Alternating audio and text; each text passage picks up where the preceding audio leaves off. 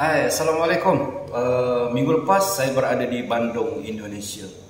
Uh, Tujuannya adalah saya sebenarnya nak tinggalkan bisnes saya ni. Sama ada staf-staf saya ni boleh uh, berjalan seperti biasa atau tidak. Dan alhamdulillah semua okey lah.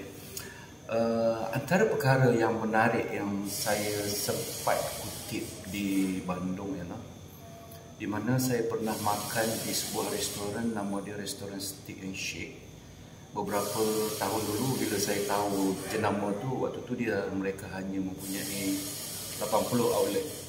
Dan yang terbaru bila saya tanya staf kat situ, dia kata sekarang dia dah ada 140 ke 150 outlet. Luar biasa. Kenapa dia boleh buat begitu banyak? Sebab mereka ramai, rakyatnya ramai. Kalau kita baru 30 juta penduduk Malaysia, mereka Indonesia dah 200 lebih juta, berkali-kali ganda. Itu yang pertama. Yang kedua, saya sempat mengunjungi satu kedai minyak wangi. Dia nama apa saya tak ingat lah. Bila berbual-bual dengan anak-anak muda yang bekerja di situ, saya tanya berapa cabang, berapa outlet ada. 250 outlet hanya menjual minyak wangi. Minyak wangi dia campur-campur lah, biasa tu kan. Harga dia sebotol kalau 35 ml tu sekitar RM50 lah. Cumanya di situ bila dia orang bertanya pada saya, bila dah nak balik tu semua, dia kata, Bapak, kalau daripada rate-nya 1/10, berapa Bapak mau kasih kami layanan mereka lah. Tapi pada dasarnya mereka memang sangat mesra, sangat ramah untuk melayani kita. Tak kisahlah kita ni sebagai orang tempatan ataupun pelancong. Cumanya saya bukanlah nak ni, saya memberi inspirasi dari sudut lain. Di mana yang penting dalam kita bekerja, dalam kita melayani pekerjaan kita ialah keikhlasan. Keikhlasan itu akan membawa kita ke satu tempat baru. Bukan kita melayani pelanggan kerana itu SOP yang telah ditetapkan oleh syarikat, tapi ia adalah terbit daripada hati. Itulah antara nasihat-nasihat yang saya bagi kepada anak-anak muda ni. Umur mereka sekitar dalam 25 tahun. Saya juga bertanya tentang pendapatan di sana.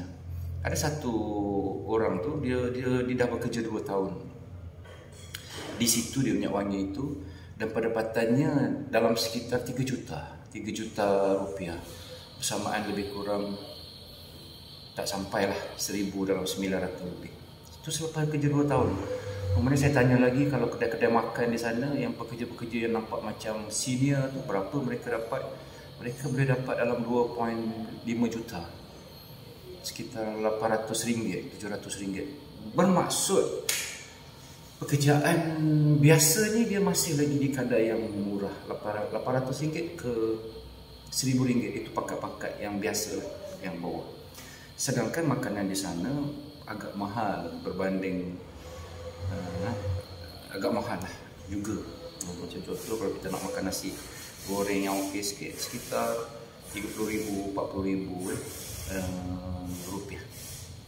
Jadi kalau kita makan yang agak mewah, sekali makan 4-5 orang tu tak lari daripada RM300,000 bernilai RM100. Maknanya RM100, satu lebih. Biasalah.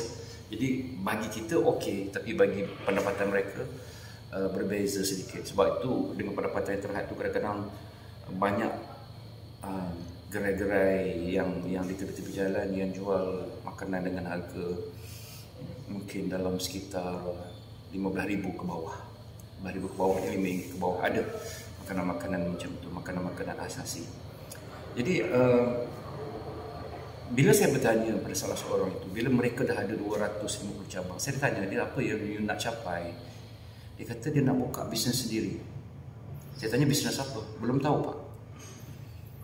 Jadi sebenarnya anak-anak muda yang sudah terlibat dalam sesuatu industri yang dimulai oleh orang lain dan mereka berada dalam bisnes itu, bagi saya ialah kenapa dia tidak mengambil peluang daripada bisnes itu untuk menjadi seseorang. Bayangkan Pengusahanya sudah ada mempunyai 250 outlet. Jadi kita yang bekerja di situ tidak tahu nak buat bisnes apa. Jadi kenapa tidak mengambil kesempatan bekerja bersungguh-sungguh? Dan saya sangat percaya bahawa owner akan tahu suatu masa nanti siapa yang akan diberikan tanggungjawab, diberikan mungkin bukan sekadar gaji, dia akan dapat share, dia akan dapat bonus yang lebih daripada usaha yang dilakukan itu. Sebab kalau kita bekerja dalam satu-satu perniagaan yang tidak berdaya maju, ya itu lain. Tapi kalau kita dah bekerja dalam satu tempat yang memang mempunyai potensi untuk kita naik, kenapa kita tidak mencurahkan 100% hati kita, keikhlasan kita di dalam pekerjaan itu? Kerana kita dah jadi pakar. Contoh, kita dah jadi pakar bekerja dah 2-3 tahun campuran minyak wangi, dah faham tentang minyak wangi. Kenapa kita nak cari bisnes lain? Kenapa kita tidak berniaga dengan apa yang kita tahu? Kita berniaga lah minyak wangi tu.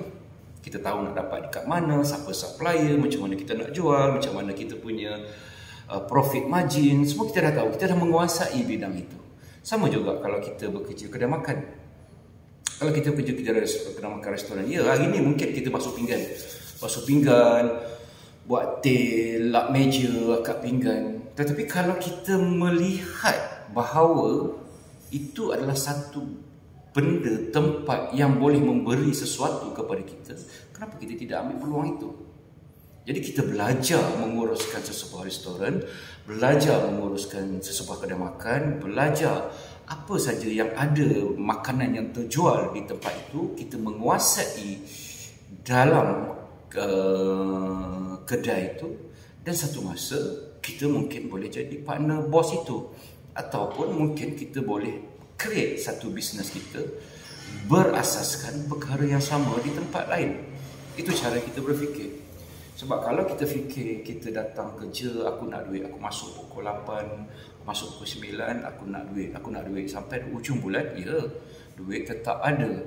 Tetapi kita punya matlamat, kita punya masa depan hanya berhenti setakat itu. Kalau kita memikirkan untuk belajar, sudah tentu setiap ujung bulan tetap kita dapat duit. Tetapi dengan keazaman kita, dengan kesungguhan kita, apa yang kita dapat daripada kedai itu ataupun kedai minyak wangi itu berbeza dengan kawan kita yang hanya bekerja sekadar untuk dapat duit. Nampak tak? Sebab kita kena berfikir satu matlamat jangka pendek untuk mendapatkan duit serta-merta untuk perbelanjaan kita. Tetapi kita juga kena ada matlamat jangka panjang untuk jadi lebih baik dalam bidang yang kita ceburi. Jadi jangan buang masa. Kepada anak-anak muda, walaupun siapa anda sekarang, di mana anda berada, apa yang anda lakukan, fikir 5 tahun akan datang. Kerana apa yang kita lakukan hari ini menentukan siapa kita 5 tahun akan datang. Kita nak maju, kita sama-sama maju. Mungkin hari ini kita majukan kita punya bos, kita majukan kita punya majikan. Dan suatu hari bila kita pula menjadi majikan, ada anak-anak muda yang lain yang akan bantu kita. Okey? Setkan matlamat jangka pendek, setkan matlamat jangka panjang. Assalamualaikum.